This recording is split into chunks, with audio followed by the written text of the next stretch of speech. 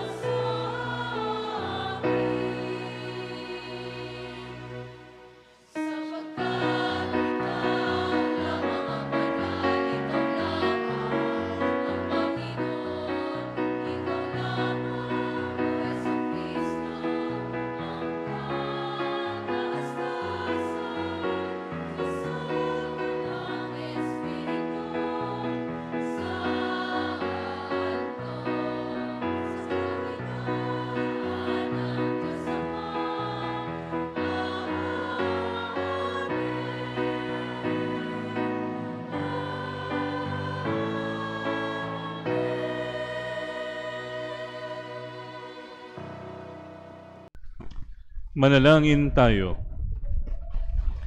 Ama naming makapangyarihan, gawin mong lagi naming matapat na sundin ang loob mo upang kami wagas na makapaglingkod sa iyo. Sa pamagitan ni Hesukristo, kasama ng Espiritu Santo, magpasawalang hanggan. Amen.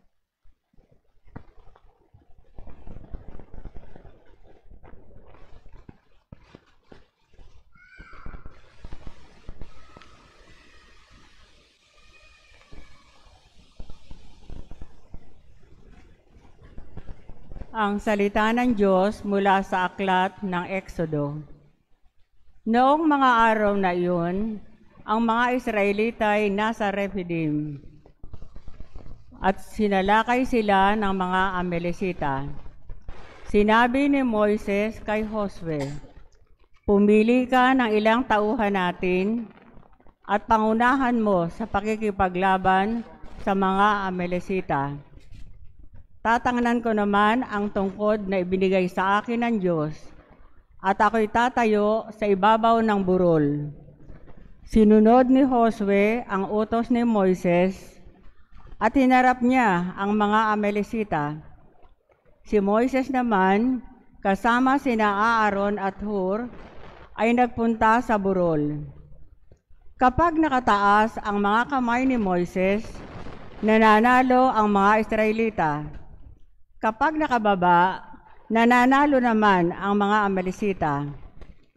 Nangawit na si Moises, kaya sina Aaron at Hur ay kumuha ng isang bato at pinaupuron si Moises habang hawak nilang pataas ang mga kamay hanggang sa lumubog ang araw. Dahil dito inalupig ni Josue ang mga Amalekita. Ang salita ng Diyos. Salamat sa Diyos.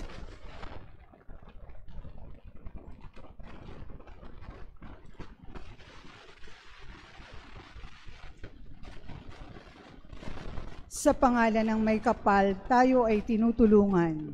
Sa pangalan ng may kapal, tayo ay tinutulungan.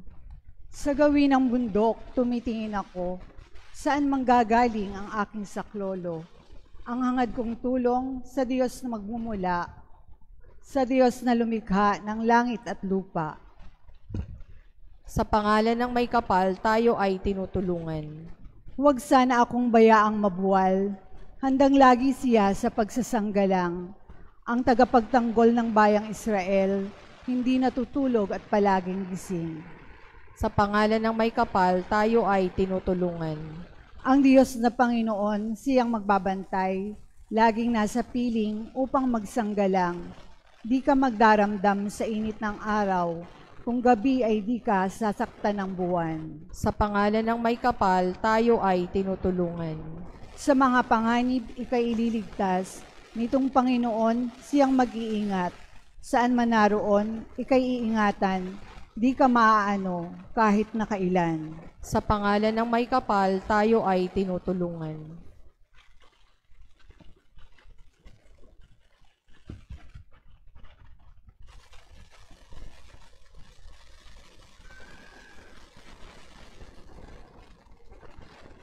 Ang salita ng Diyos mula sa ikalawang sulat ni Apostol San Pablo kay Timoteo.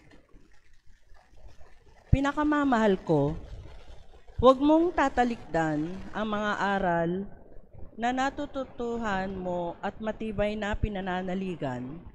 Yamang kilala mo ang nagturo nito sa iyo.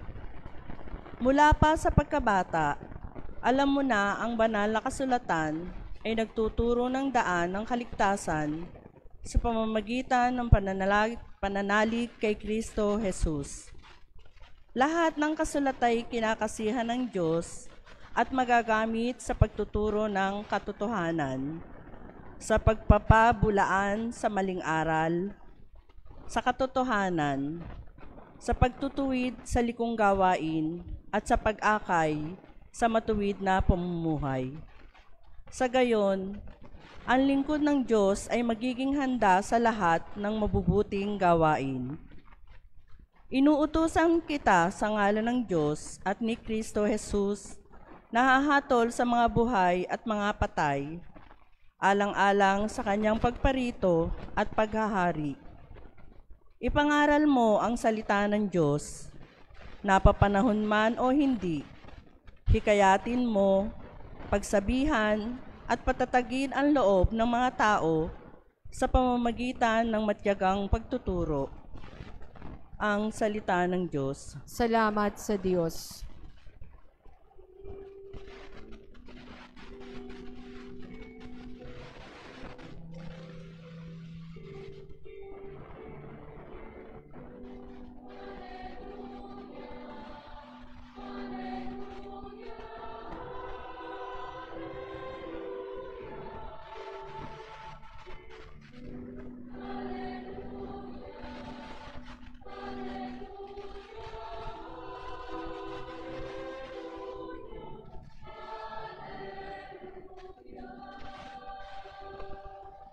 Buhay ang salita ng Diyos, ganap nitong natatalos, tanang ating niloloob.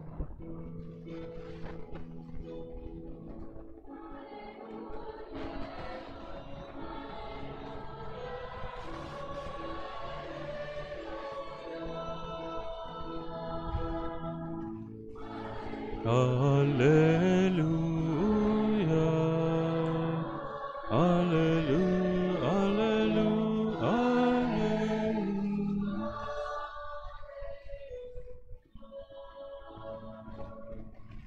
Sumainyo ang Panginoon. At sumayo rin. Ang mabuting balita ng Panginoon ayon kay San Lucas. Papuri sa iyo, Panginoon.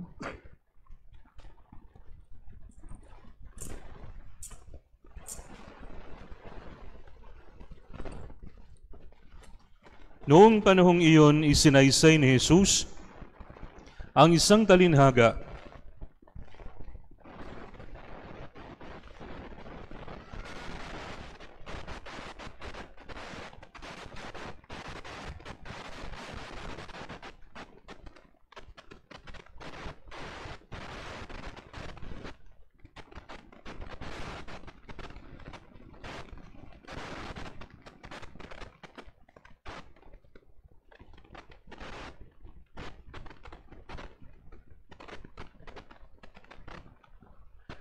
Noong panahong iyon, isinaysay ni Jesus ang isang talinhaga upang ituro sa mga alagad na dapat silang manalangin lagi at huwag manghinawa. Sa isang lungsod, wika niya, may isang hukom na hindi natatakot sa Diyos at walang taong iginagalang. Sa lungsod ding iyon ay may isang babaeng balo na punta ng punta sa hukom at humihingi ng katarungan. Tinanggihan siya ng hukom sa loob ng ilang panahon, ngunit nang malaunan ay nasabi nito sa sarili, "Bagamat hindi ako natatakot sa Diyos ni gumagalang kanino man, igagawad ko na ang katarungang hinihingi ng babaeng ito, sapagat lagi niya akong ginagambala, baka pa ako mainis sa kapaparito niya." At sinabi ng Panginoon, "Narinig ninyo ang sinabi ng masamang hukom. Hindi ipagkakait ng Diyos ang katarungan sa kanyang mga hinirang na dumaraing sa kanya araw at gabi, bagamat tila nagtatagal iyon.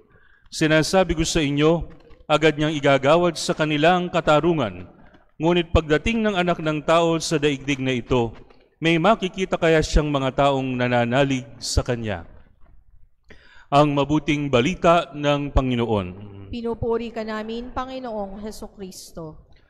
Sa ngalan ng Ama, ng Anak at ng Espiritu Santo. Amen. Magandang gabi po sa inyong lahat. Mga kapatid, panalangin ang tema ng ating mga pagbasa sa linggong ito. At meron po akong 3 bagay na nais ibahagi sa inyo tungkol po sa ating mga pagbasa. Una, ay obvious po sa ating pong ebanghelyo, huwag kayong magsasawang magdasal. Nagsasawa ba kayong magdasal? Sigurado kayo? May mga tao nakausap na nagtatanong, "Father, bakit dasal ako ng dasal? Hindi man binibigay ng Diyos yung nihiling ko." No? Pero mahigpit po ang tagubilin sa atin ng Panginoon dito po sa atin pong ebanghelyo na huwag kang magsasawang magdasal. Kasi habang dasal ka ng dasal at hindi ka nagsasawa, may magiging malinaw sa iyo. Hindi yung gusto mong hingin sa Diyos, kundi magiging malinaw sa iyo kung anong gusto niyang ibigay sa iyo. No? May diferensya po yun. Yung gusto mo at kung ano yung gusto ng Diyos. Sa atin pong ebanghelyo, narinig natin, sinasabi ko sa inyo, agad niyang igagawad sa kanila ang katarungan. Hindi sinabi na ibibigay sa iyo ang pinapanalangin mo, kundi ibibigay sa iyo ang makatarungan para sa iyo. So, it goes two ways. Pwedeng masyadong hinihingi na, masyadong malaki yung hinihingi natin, merong gustong ibigay na medyo mas diminutive o maliit ang gustong ibigay sa atin ng Panginoon, o pwede namang ang liit-liit ng hinihingi natin, pero may mas malaki pala siyang nakahanda para sa atin. Sa laging pananalangin at hindi pagsasawang manalangin, magiging malinaw sa atin ito. Pangalawang bagay, mga kapatid, sa atin pong unang pagbasa, meron pong ginawa si Moises. Ano po ginawa niya doon? Tinaas niya yung kanyang kamay. Bakit niya tinaas yung kamay niya? Kasi may paglalaban doon sa baba. Nakikipaglaban ang kanyang mga kababayan sa mga Amalesita o mga Amalekites. Ngayon, napansin nila na kapag bumababa yung kamay ni Moises, natatalo. Kaya ano po ginawa ni Aaron at Hur? Ang ginawa nila, hinawakan nila. Tinukuran nila yung kamay ni Moises para manatiling nananalo yung kanyang mga kababayan. Nanalo po ba sila? Nanalo sila. So ano po ang significant doon sa ginawa ni Moises? The ancient posture of prayer is like this. Ang tawag dito, orange position. Kaya po ang mga pari nakaganito. Kasi kami ay nananalangin para sa mga tao. Si Moises nakaganito kasi nananalangin siya para sa mga tao, sa mga kababayan niya. Ngayon po mga kapatid, ang lesson sa atin dito, kailangan kung magdadasal tayo, may prayer partners tayo lagi na magtataas ng ating mga kamay.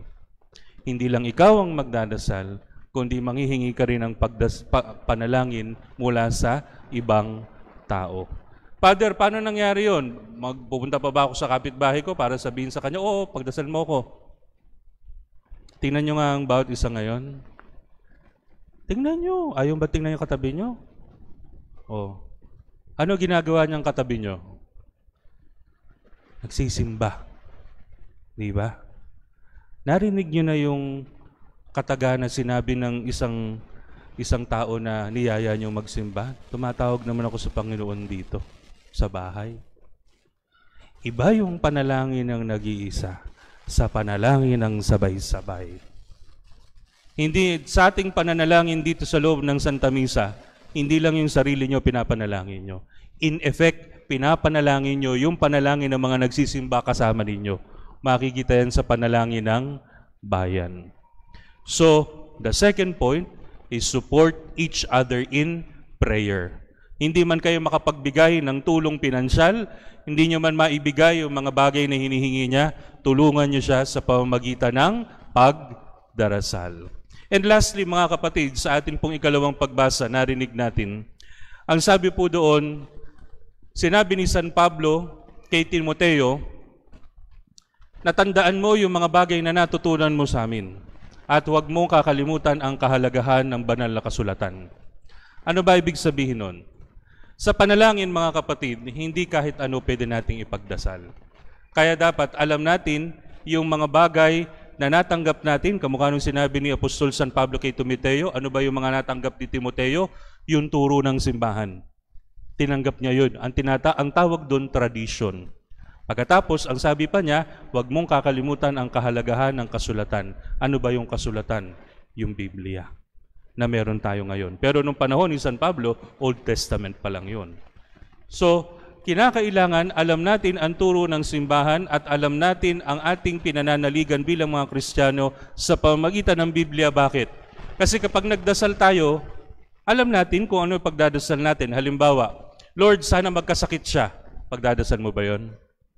Hindi. Why? Malalaman mong masama yun kung meron kang tinanggap na turo galing sa simbahan at nabasa mo sa Biblia na ang dapat mong gawin sa iyong kapwa, hangaran mo ng mabuti. So sa pamamagitan ng pagbabasa ng Biblia at pamamagitan ng pagsunod sa tradisyon ng ating simbahan, yung mga turo na tinanggap natin, mas magiging effective yung ating panalangin sa bawat isa. Huwag tayong magsasamang magdasal. Nagro-rosaryo ba kayo everyday? Diyos ko, Santo Rosario ngayon ba ng Rosaryo? Nagro-rosaryo kayo, no? Hindi ko sasabihin to kasi homily ko to bukas ng hapon sa Santo Rosario. Bukas na lang, magsimba kayo sa San Jose. Ano? So, samantalahin natin yung pagkakataon na magdasal tayo everyday ng Rosaryo. Natetempt akong sabihin ngayon, pero bukas na lang. Ano? So magdasal, huwag titigil. Nandyan ang mga santo, nandyan ang mahal na Birhen para tulungan tayo magdasal sa Diyos. Sa ngalan ng Ama, ng Anak at ng Espiritu Santo. Amen. Amen. Pahayag natin ang ating pananampalataya. Sumasampalataya ako Sa Diyos amang makapangyarihan sa lahat, na may gawa ng langit at lupa. Sumasampalataya ako kay Jesucristo, iisang anak ng Diyos, Panginoon nating lahat. Nagkatawan tao siya lalang ng Espiritu Santo.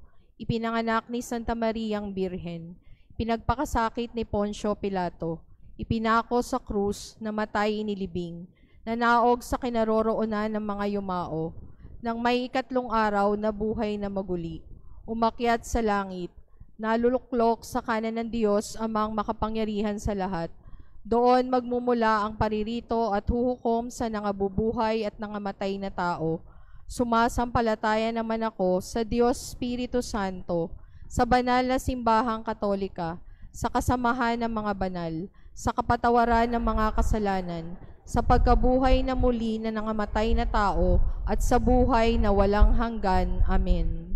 Panginoon naming Pastol, pakinggan mo ang daing ng iyong bayang Pilipinas na ngayon naglalakad sa lambak ng kadiliman. Lumalapit kami sa iyo ngayong araw, nagpapakumbaba at nagmamakaawa, gaya ng isang tupang nahulog sa bangin, kumakapit ng mahigpit sa isang marupok na sanga at humihingi ng saklolo. Iligtas mo kami, Panginoon, sapagkat kami nalulunod. Iligtas mo kami, Panginoon, sapagkat kami nalulunod. Tulad ng maawaing mga awit sa Salmo, dama namin kami lumulubog sa kumunoy, nilulunod ng baha at katiwalian gaya ni Propeta Jeremias na nabaon sa putik ng balon. Inaamin namin, O Panginoon, ang may durog na pusong nagsisisi gaya ng panalangin ni Baruk. Kami nagkasala laban sa Panginoon, naging suwail at hindi namin pinakinggan ang kanyang tinig. Kaawa-awa na ang naging kalagayan namin. Ang mga magnanakaw ay namamayabang sa kanilang kayamanan.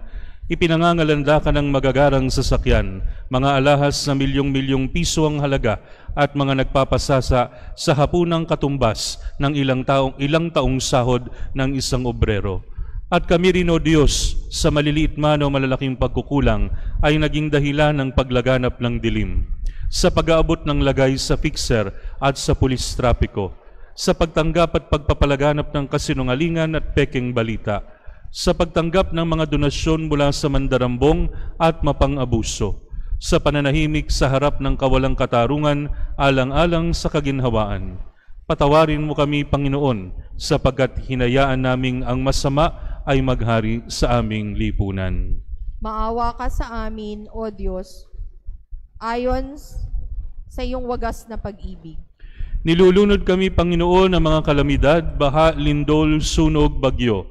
Ngunit higit pa rito ang mga sugat na gawa ng aming sariling kamay, ang kahindik-hindik na mga insertion sa budget na nagkait ng pondo para sa kalusugan, edukasyon at kapakanan ng mga mahihirap, ang mga proyektong depektibo at humahadlang sa tunay na pag-unlad, ang mga pamilyang politiko na parang bagong mga piyudal na Panginoon na nagpapanatili sa bayan sa kahirapan at umaasa sa ayuda, isang bansang sagana sa buwis, ngunit nananatiling dukha dahil sa politika ng pagpapatron.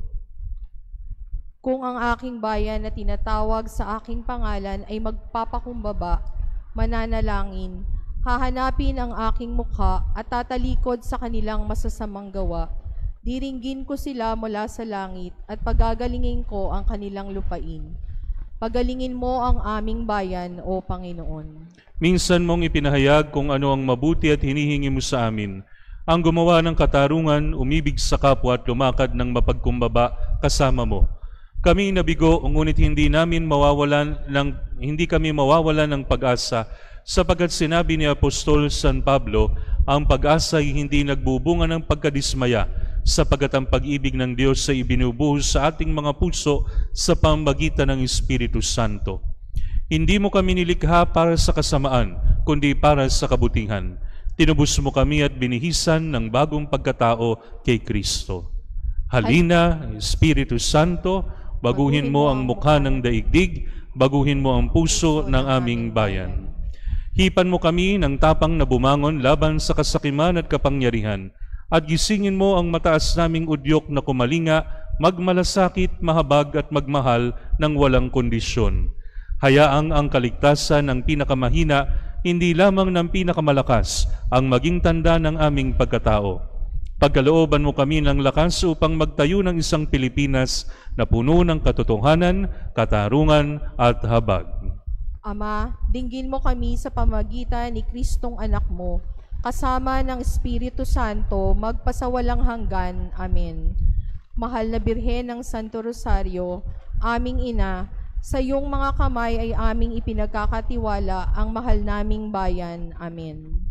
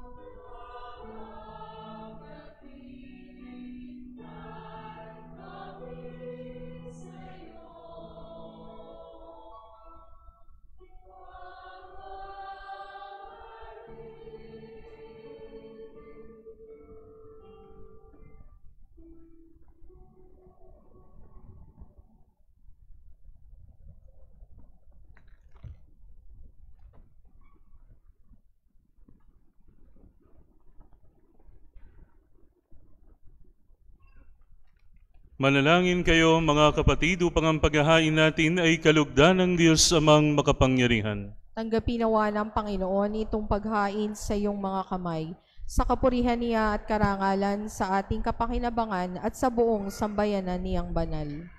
Ama naming lumikha, ipagkaloob mong ikaw ay aming kusang mapaglingkuran sa paghahain namin ng mga alay na iyong bigay, upang kami dalisayin ang iyong pagmamahal sa paglilingkod namin ngayong ginaganap ang banal na pagdiriwang.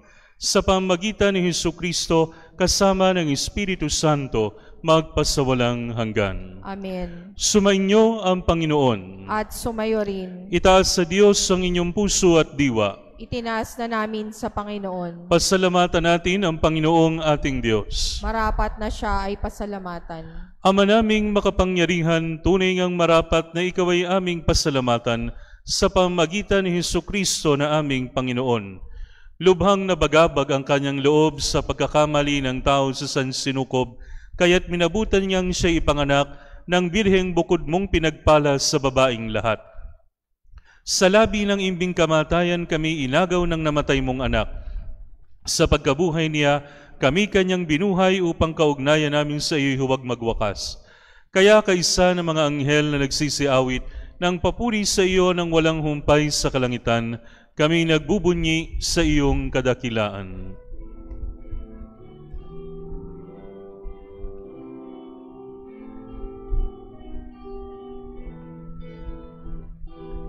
Santo, Santo, Santo, Panginoong Diyos, napupuno ang langit at lupa ng kadakilaan mo. Hosana, Hosana, Hosana sa kaitaasan. Hosana, Hosana, Hosana sa kaitaasan. Pinagpala ang naparirito sa ngalan ng Panginoon. Hosana, Hosana, Hosana sa kaitaasan. Hosana, Hosana, Hosana sa kaitaasan. Ama naming banal, ikaw ang bukal ng tanang kabanalan. Kahit sa pamagitan ng iyong Espiritu, gawin mong banal ang mga kaloob na ito, upang para sa amin maging katawan at dugo ng aming Panginoong Hesukristo. Bago niya pinagtiis ang kusang loob na maging handog, hinawakan niya ang tinapay, pinasalamatan kanya, pinaghati-hati niya iyon. Iniabot sa kanyang mga alagad at sinabi, tanggapin ninyong lahat ito at kanin. Ito ang aking katawan na ihahandog para sa inyo.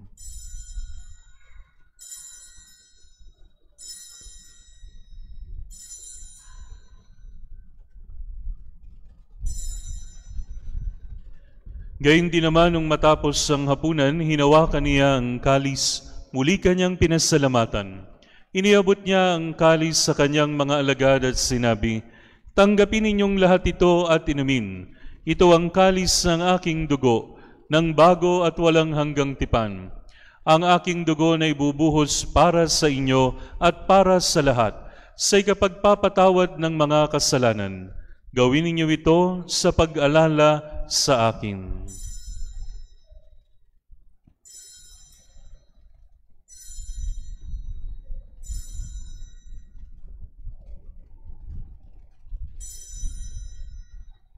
Ipagbunyi natin ang misteryo ng pananampalataya. Sa krus mo at pagkabuhay, kami tinubos mong tunay. O Jesus, naming mahal, iligtas mo kaming tanan.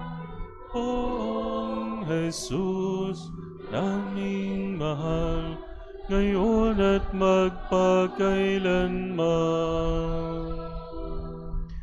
Ama, ginagawa namin ngayon ang pag-alala sa pagkamatay at muling pagkabuhay ng iyong anak.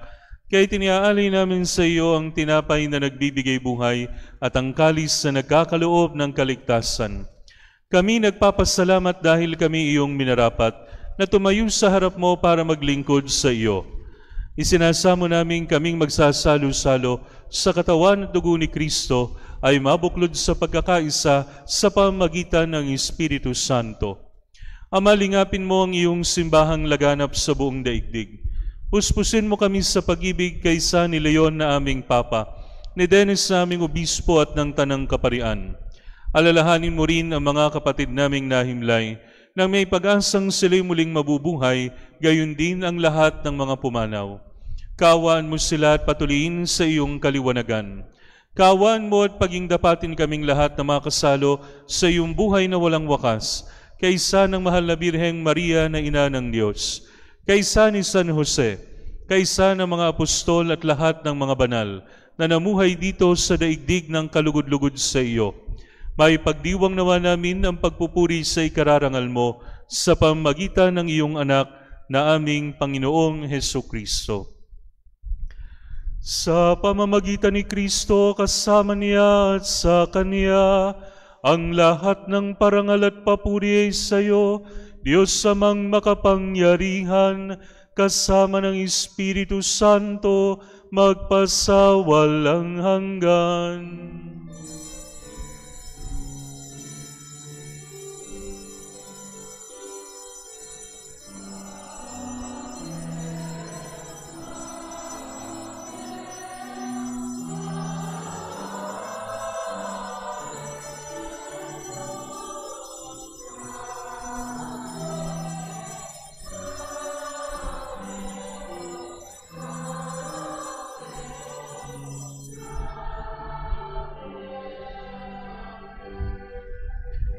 Sa tagubili ng mga nakagagaling na utos sa turo ni Jesus sa Panginoon natin at Diyos, ipahayag natin ng lakas loob.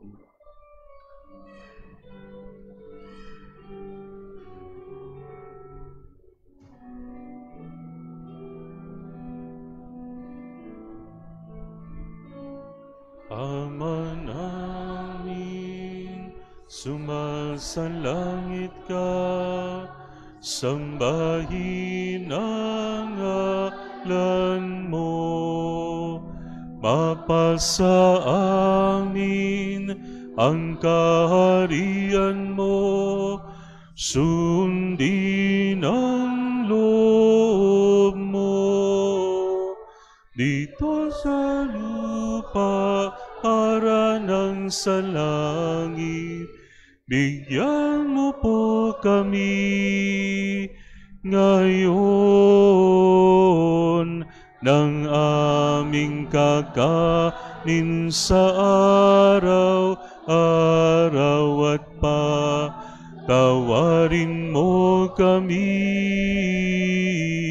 sa aming mga sala para ng pagpapatawad namin sa nagkakasala sa amin, at huwag mo kaming ipahintulot sa tukso, at iadya mo kami sa lahat ng masama. Hinihiling namin kami iadya sa lahat ng masama, pagkalooban ng kapayapaan araw-araw, iligtas sa kasalanan at ilayo sa lahat ng kapahamakan, samantalang aming pinananabikan ang dakilang araw ng pagpapahayag ng tagapagligtas naming si Jesucristo.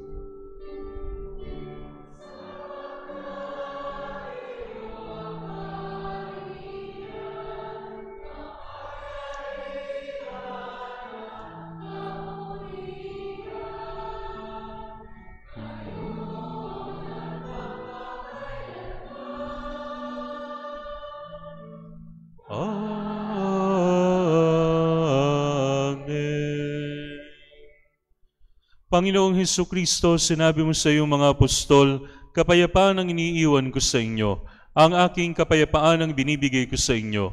Tunghayan mo ang aming pananampalataya at huwag ang aming mga pagkakasala.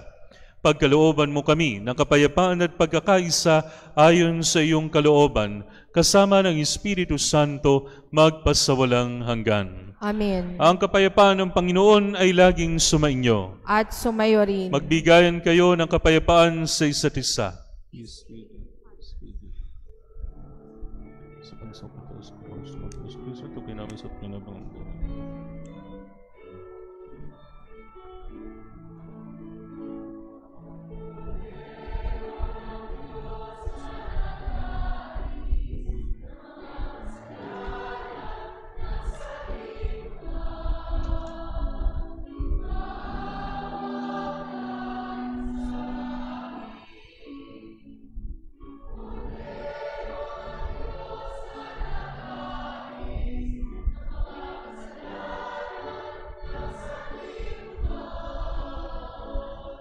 maawa ka sa amin.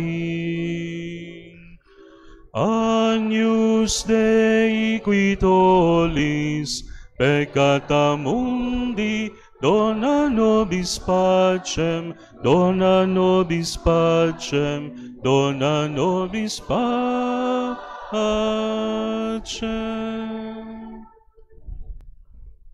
Ito ang kordero ng Diyos, ito ang nag-aalis ng mga kasalanan ng sanlibutan. Mapalad ang mga inanyayahan sa kanyang banal na piging. Panginoon, hindi ako karapat-dapat na magpatuloy sa iyo, ngunit sa isang salita mo lamang ay gagaling na ako.